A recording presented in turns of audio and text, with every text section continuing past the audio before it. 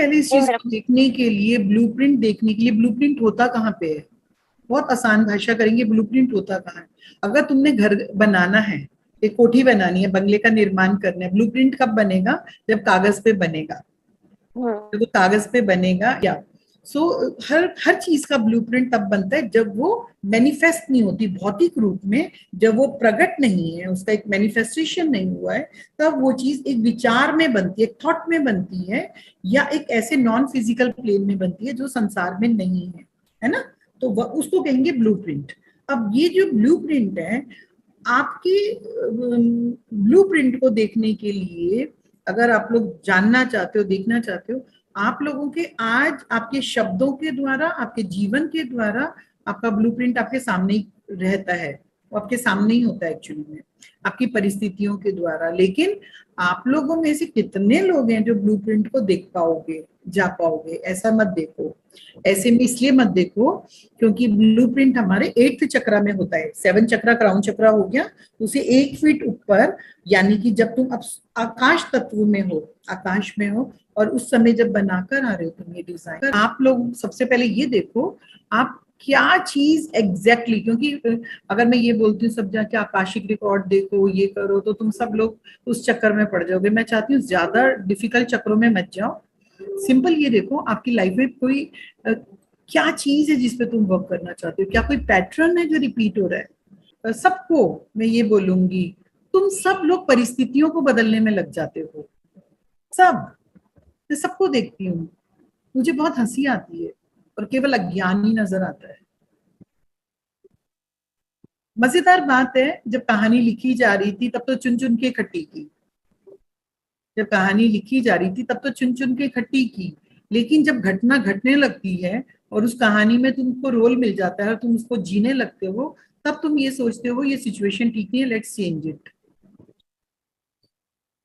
दीपांजलि, तेरे को ये समझना होगा कि यहाँ पे बहुत सारी थ्योरीज काम करती हैं बेटा, एक लॉ नहीं है।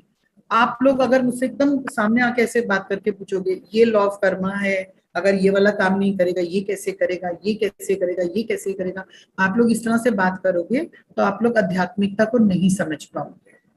आध्यात्मिकता को समझने के लिए आपको ऐसे समझना होगा, अगर हम भारत में हैं और भारत का एक संविधान है, तो क्या उसमें एक कानून है? कितने कानून है?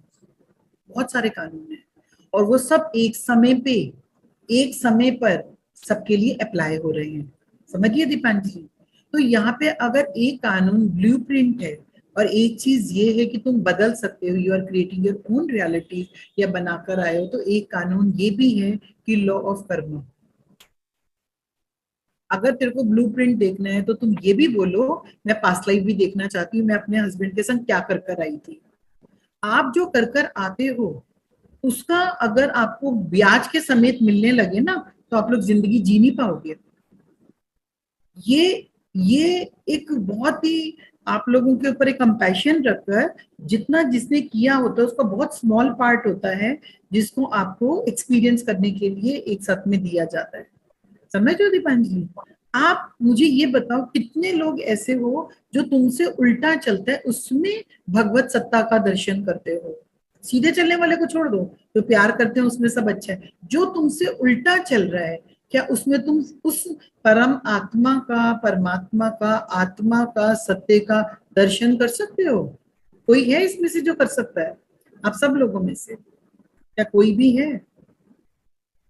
सीधे में देखना तो बहुत आसान है, सब अच्छा ही अच्छा, हरियाली हरियाली है, लेकिन जब हरियाली नहीं है फिर देखना, यानी कारण कि क्या काम कर रहा है, law of cause and effect, कार्य कारण सिद्धांत को, कोई भी कार्य बिना कारण के होता ही नहीं है।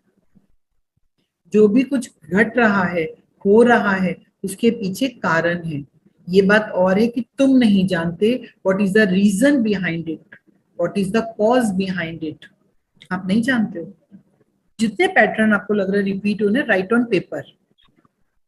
कई बार क्या होता है कि तुम खुद देख रहे हो तो तुम्हारा नजरिया और है, और जब दूसरा व्यक्ति देख रहा है तो उसका एक एरियल व्यू रहेगा, एरियल व्यू।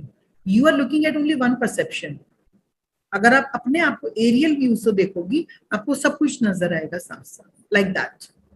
ओके, ऊपर चढ़कर देखो, थोड़ा ऊपर होके, अब दैट कॉन्शियसनेस। या